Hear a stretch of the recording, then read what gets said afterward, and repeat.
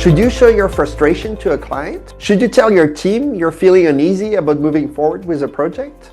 Or should you show your disappointment after receiving a bad offer? I get these questions all the time.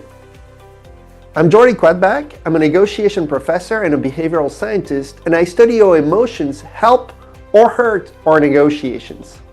So, should you show your emotions at the negotiation table? Like many good questions in behavioral science, the answer is, it depends. Let me give you a simple, evidence-based way to decide. Research on emotions shows something really important. Emotions are information for other people. And when you show your emotion to the other side, they will react in one of two ways. First, they can catch your emotion. That's what we call emotion contagion. You're stressed, they become stressed. You're angry, they get angry. You're enthusiastic, they feel energized. We've all experienced this. You walk into a meeting feeling calm, chill, but one anxious person keeps tapping the table and suddenly you feel tense too. That's emotional contagion. The second route is interpretation. So instead of catching your emotion, people will ask themselves, why is she feeling this way? What does this emotion tell me about the situation? For example, if I see you look frustrated, I might think to myself, oh, maybe you're close to your limit.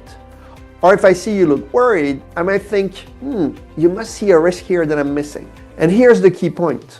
Which route people take depends on the mental bandwidth that they have.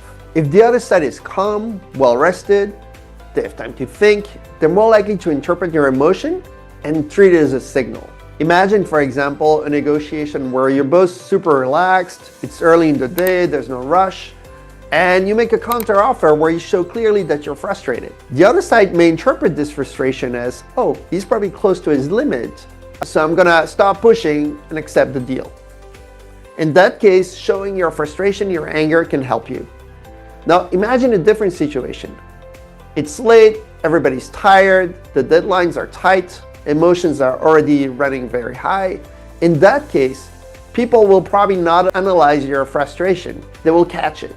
And so if you show anger, they'll get angry too. And so in this case, instead of getting a discount, you might lose the deal entirely by showing your frustration and your anger. Now, the same logic applies to many situations, like in leadership. If you tell your team you're worried about a project and they're already overloaded, stressed, anxiety is likely to spread. But if the team is calm and focused, your anxiety might be interpreted as useful information. The team might think, hey, Jordi seems uneasy. What is the risk that he's seeing that we're not seeing? And engage in problem solving. Even happiness works this way. If you show your joy, your satisfaction, you can build trust, you can build a positive mood and momentum. But if the other side interprets your happiness, they might be thinking, oh, we offered too much, and start pushing back.